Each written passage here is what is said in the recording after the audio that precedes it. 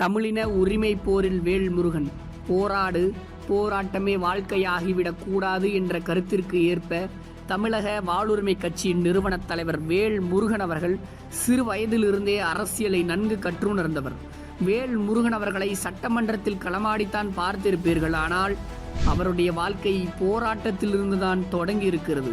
வேல்முருகன் எனும் தமிழ் தேசிய போராளியின் போராட்ட வரலாறு. தலைவர் வேல்முருகன் சிறு வயதிலே தமிழ்நாடு விடுதலை படையில் இணைந்து தொடங்கிய போராட்டம்தான் இன்று தமிழ் சமூகத்திற்காக போராடும் தலைவனாக மாறியிருக்கிறார். 2012ஆம் ஆண்டு தமிழக வாழ்வுரிமை கட்சி என்ற கட்சியை தொடங்கினார் தலைவர் வேல்முருகன். கட்சியின் தொடக்க காலத்தில் 23 ஜனவரி மாதம் 2012ஆம் ஆண்டு தமிழ்நாட்டை சார்ந்த பக்தர் சாந்தவேல் சபரிமலையில் இனவெறி படுகொலை செய்யப்பட்டார். இதனால் தலைவர் வேல்முருகன் கடும் கோபமடைந்தார்.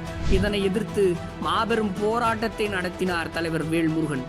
7/3/2012ஆம் ஆண்டு கடலூர் துறைமுக சந்திப்பில் தென்னக தொடர்வண்டி துறையின் அனைத்து தொடர்வண்டிகளையும் பயணிகள் வசதிக்காக நிறுத்த கோரி தமிழக வாழ்வுரிமை கட்சியின் சார்பில் ரயில் முற்றுகை போராட்டம் நடைபெற்றது.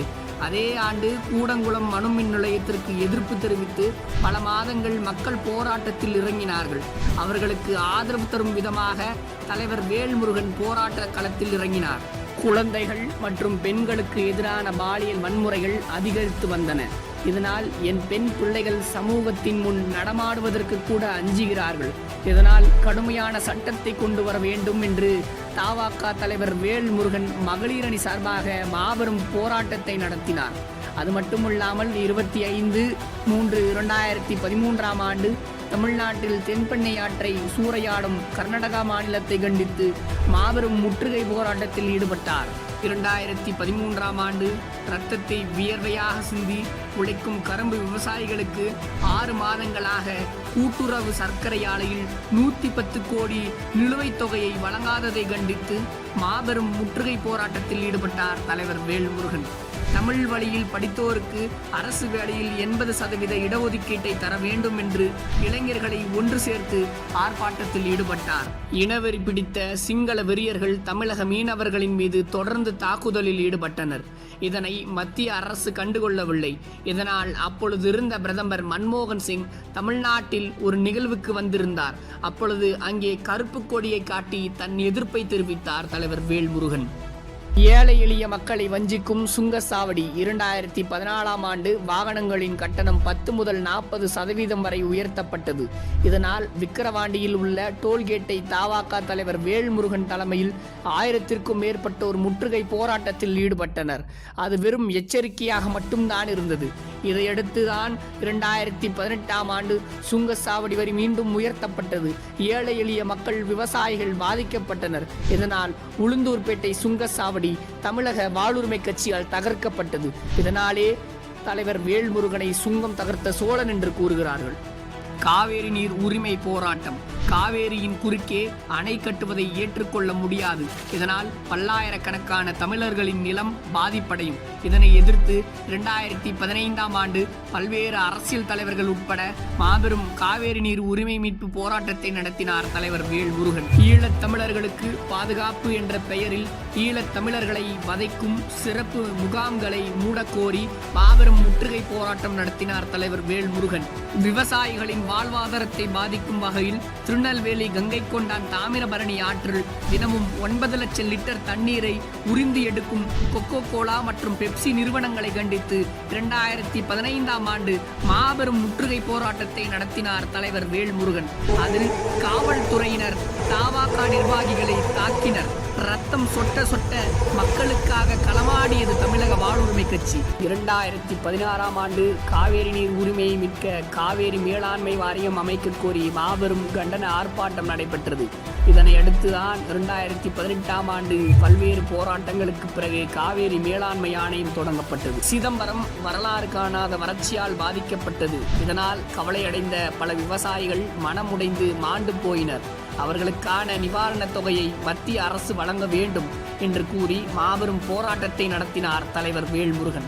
2006ஆம் ஆண்டு தமிழக சட்டமன்றத்தில் தமிழை உயர்நீதிமன்ற மொழியாக்க வேண்டும் என்ற அந்த தீர்மானத்தை 2017ஆம் ஆண்டு மார்ச் 12ஆம் தேதி குடியரசுத் தலைவர் ஒப்புதல் பெற்றுத்தர வலியுறுத்தி மதுரையில் உண்ணாவிரத போராட்டத்தில் இறங்கினார் தலைவர் வேல்முருகன்.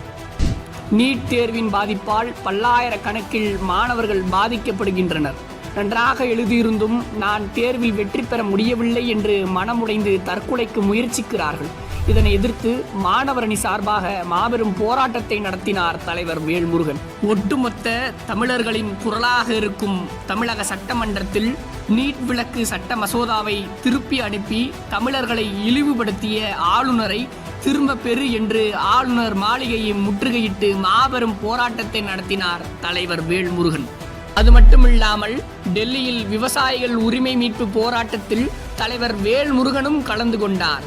படித்து பட்டம் பெற்று வேலையில்லாமல் வறுமையில் வாடிக்கொண்டிருக்கும் இளைஞர்களுக்கு வேலை வாய்ப்பை தராமல் டிஎன்பிஎஸ்சியின் மூலமாக வெளி மாநிலத்தவர்களுக்கு வேலை வாய்ப்பை ஏற்படுத்தி தருவது மிக கண்டனத்திற்குரியது. இதனை எதிர்த்து பல்லாயிரக்கணக்கான இளைஞர்களை ஒன்று திரட்டி டிஎன்பிஎஸ்சி அலுவலகத்தை முற்றுகையிட்டு மாபெரும் போராட்டத்தை நடத்தினார் தலைவர் வேல்முருகன். 2019ஆம் ஆண்டு வேலைவாய்ப்பு உறுதி சட்டம் இயற்றக் கோரி பிரம்மாண்டமான எழுச்சி பேரணியை நடத்தினார். வடவர்களின் வேட்டைக்காடாகும் தமிழகம், மண்ணின் மைந்தர்களுக்கு பறிபோகும் வேலை வாய்ப்பு என்ற தலைப்பில் பல்லாயிரக்கணக்கான இளைஞர்கள் ஒன்றிணைந்து தலைவர் வேல்முருகன் தலைமையில் மாபெரும் போராட்டத்தை நடத்தினர். என்எல்சி நிர்வாகம் அங்கிருக்கும் தொழிலாளர்களை வஞ்சிக்கிறது. இதனை எதிர்த்து பலமுறை போராட்ட களத்தில் இறங்கியிருக்கிறது. இஸ்லாமியர்களை வதைக்கும் விதமாக குடியுரிமை சட்ட திருத்த மசோதாவான CAA, NRC, NPR என்ற சட்டங்களை கொண்டு வந்து இந்திய இஸ்லாமியர்கள் வாழ்வுரிமையை பறிக்க நினைத்த மத்திய அரசை கண்டித்து மாபெரும் போராட்டங்களை நடத்தினார் தலைவர் வேல்முருகன். சாதி என்ற வேறுபாட்டில் பல்லாயிரக்கணக்கான எமது ஏழை மக்களின் வாழ்க்கை பாதிக்கப்பட்டு கொண்டிருக்கிறது. இதனால் உடனடியாக சாதிவாரி கணக்கெடுப்பை எடுக்க வேண்டும் என்று மாபெரும் சாதிவாரி கணக்கெடுப்பு போராட்டத்தை நடத்தினார் தலைவர் வேல்முருகன்.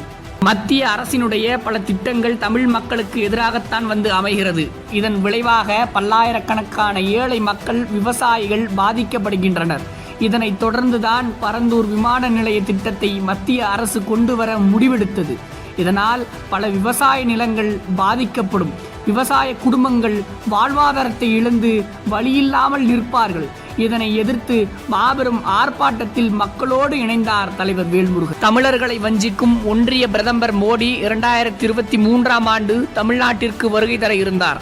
அப்பொழுது கருப்பு கொடி ஏந்தி இந்தியாவே திரும்பி பார்க்கும் அளவிற்கு மாபெரும் போராட்டத்தை நடத்தினார் தலைவர் வேல்முருகன். இப்படி மக்களின் உரிமைக்காக எந்த ஒரு சமரசமும் இன்றி போராடுபவர் தன்னை விளம்பரப்படுத்திக் கொள்வதற்காக போராட்டத்தை நடத்தவில்லை. தன்னுடைய மக்களின் வாழ்வாதாரத்தை மேம்படுத்துவதற்காக அத்துணை போராட்டங்களையும் நடத்தினார் தலைவர் வேல்முருகன். மக்கள் போராட்டத்திலும் சரி, சட்டமன்றத்திலும் சரி, எங்கு எம் தமிழர்களின் உரிமை பறிக்கப்படுகிறதோ அங்கு நான் எழுச்சி கொண்டு எழுவேன் என்று தமிழர்களின் வாழ்வுரிமைக்காய் குரல் கொடுத்து கொண்டிருக்கும் தலைவர் வேல்முருகன் எனும் தமிழின போராளி.